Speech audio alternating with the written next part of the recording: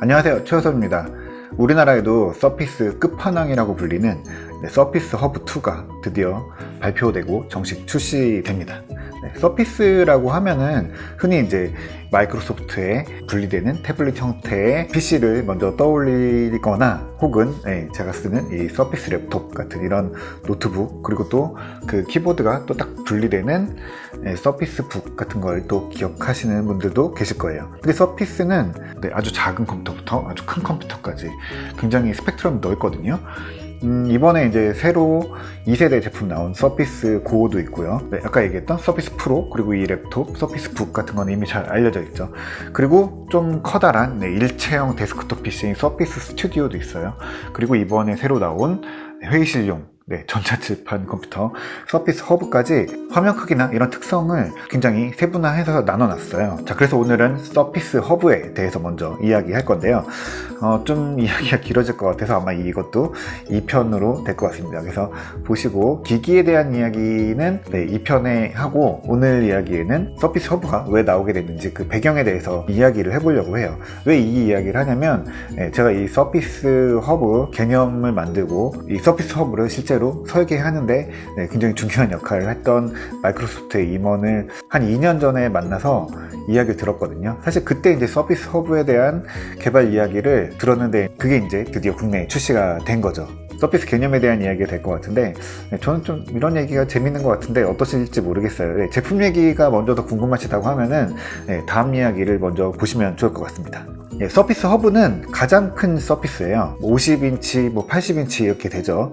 그래서 이거는 가장 큰 컴퓨터, 가장 큰 서피스이기도 하지만 사실은 서피스 허브는 서피스라는 컴퓨터의 출발점이기도 하거든요. 애초에 이 개념 자체가 2001년 마이크로소프트 내부에서 테이블처럼 생긴 컴퓨터를 만들었거든요. 이게 이제 플레이 테이블이라고 불리기도 하고, 원래 서피스라는 이름을 처음 썼는데 나중에 이제 플레이 테이블로 이름을 바꾸게 됐죠. 이게 벌써 20년이 된 일이에요. 그때 당시에 이제 마이크로소프트는 일반적인 우리가 아는 그런 PC 형태가 아니라 노트북 이후에 새로운 형태, 이제 포스트 PC에 대해서 굉장히 고민을 깊이 했던 때거든요. 그래서 마이크로소프트는 특정 형태의 기기가 아니라 모든 평평한 면들이 다 컴퓨터가 될 수 있다라는 조금 그때 당시로서는 너무 좀 환상적인 이야기를 하지 않았나 싶어요. 그래서 이 개념을 처음 이제 만들고 마이크로소프트 내부에서 이제 설득을 시작했던 임원이 마이크로소프트에서 서피스 부문을 맡고 있는 스티븐 바티시 부사장이거든요. 이분이 2년 전에 국내에 잠깐 왔었어요. 이분이 이제 서피스의 아버지라고 할 수 있는 분이에요. 우리나라에서 사실 이제 마이크로소프트의 본사 임원들이 이렇게 많이 알려지지 않았을 뿐이지 실제 이분이 이제 서피스 자체를 끌고 가는 분이거든요. 서피스라는 이름 왜 나왔는지 그 이야기를 먼저 해주더라고요. 서피스라는 것 자체가 면이잖아요. 그러니까 면을 컴퓨터로 쓰겠다는 개념이 기술 발전과 함께 이제 현재의 컴퓨터 형태를 갖게 된 거예요.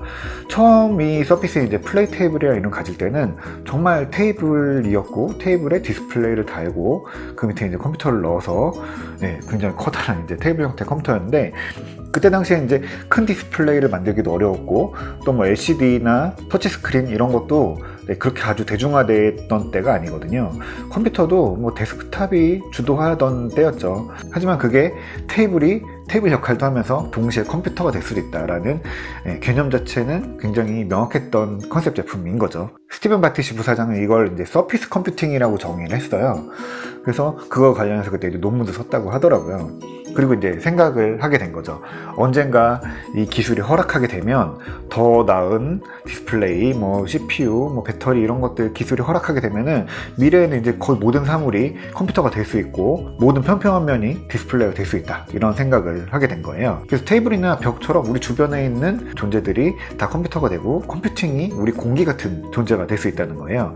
그래서 그 기술이 점점 발전하고 또 시장에 이제 태블릿이라는 형태를 본격적으로 받아들이면서 이제 마이크로소프트가 이제 서피스 컴퓨팅이 자리를 잡을 수 있다라고 생각을 한 것 같아요. 그래서 이제 윈도우 8과 함께 서피스가 야심차게 발표하게 됐죠. 그게 바로 이제 2012년의 일이에요. 그때 당시에는 좀 말이 많았어요. 일단 윈도우 8 자체가 그렇게 좋은 평을 받지 못했었고 왜 컴퓨터를 직접 만들어서 시장에 혼란을 일으키냐 이런 불만들이 굉장히 많을 때였었거든요. 애플 따라서 운영체제 하드웨어 다 만드는 거 아니냐 이런 비아냥도 있었고요.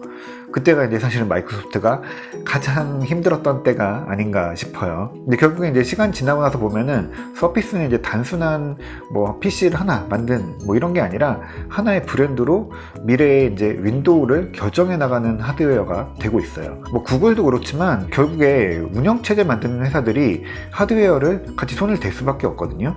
이게 단순히 이제 우리가 매출을 늘리기 위해서 막 사업을 확장한다 뭐 이런 게 아니라 운영체제를 좀 고도화하려면 실제로 하드웨어를 만들어 봐야 되고, 또 그게 어떻게 하드웨어에 반영될 수 있는지에 대해서 고민을 해보고 실제 경험을 해봐야 되기 때문에, 그래서 이제 하드웨어와 운영체제를 같이 만들게 되는 거고요. 또 그러면서 운영체제 자체가 조금 더 현실적인 기술들과 맞물릴 수 있는 이런 게 만들어졌으니까, 아 저게 되는구나, 저런 부품을 또 저런 기능을 집어넣을 수 있구나 라는 거를 하드웨어 생태계에 알려주면 서드파티들도 그렇게 만들 수 있게 되는 거죠. 예전에 서피스 같은 컴퓨터가 귀했었죠. 근데 서피스가 나오고 나서는 키보드가 분리되는 형태의 투인원 노트북들이 아주 흔한 일이 됐잖아요. 그리고 나서 서피스가 거기서 끝나진 않았어요. 어떻게 보면 서피스는 이제 똑같은 터치스크린 콘셉트를 갖고 있거든요. 크기와 관계없이 작은 것부터 큰 것까지 다 터치스크린이 되는데, 디스플레이 크기에 따라서 전혀 다른 성격의 컴퓨터들을 만들어 가고 있어요.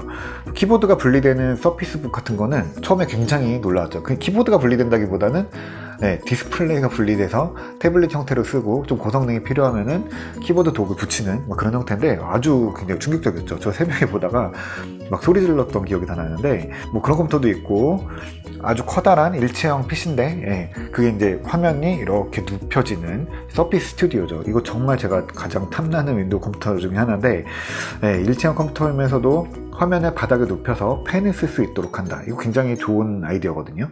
이것도 제가 나중에 기회가 되면은 어떤 이유로 또 어떻게 이게 설계가 됐는지에 대해서 또 이야기를 전해드릴 수 있을 것 같아요. 홀로렌즈도 서피스 브랜드는 아니지만 그 서피스 컴퓨팅이라는 개념에서 나온 거거든요.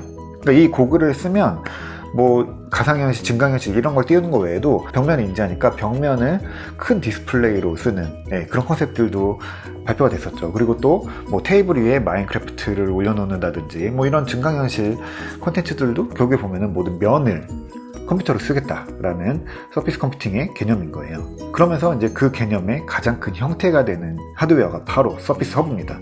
이거 뭐 해석하기 나름인데, 단순하게 보면은 그냥 커다란 터치 스크린 달린 컴퓨터다, 뭐 일체형 PC다 이렇게 볼 수 있거든요. 근데 또 다른 개념으로 보면 또 전자칠판처럼 쓸 수 있는 그런 컴퓨터죠.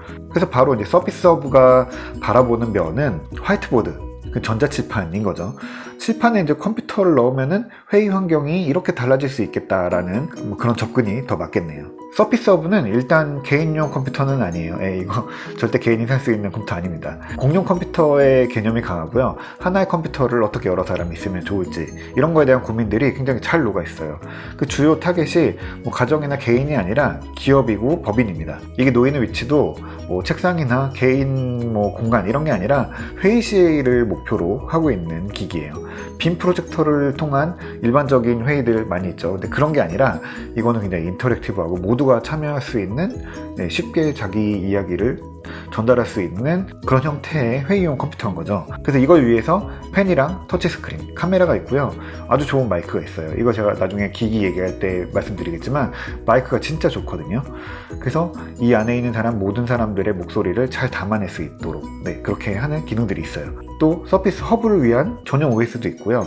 뭐 키보드보다 펜, 그리고 각자 갖고 있는 자기의 PC를 통해서 이 서피스 허브에 연결해서 같은 한 공간에 있는 것처럼 가상 회의 공간을 맞춰주는 데 초점이 맞춰져 있어요. 그래서 이거 사면은 펜 주는데 키보드 안 줍니다. 키보드, 마우스 이런 것들이 개념이 없는 컴퓨터거든요. 그래서 서피스 허브가 왜 나왔는지에 대해서 좀 간단하게 짚어봤는데, 이 좀 복잡한 컴퓨터고 새로운 개념의 컴퓨터예요. 이거 제가 좀 만져보고 왔는데 간단한 뭐 느낌, 소감 이런 거랑 조금 더 하드웨어에 대한 자세한 이야기를 다음 이야기에 바로 전달해 드릴게요.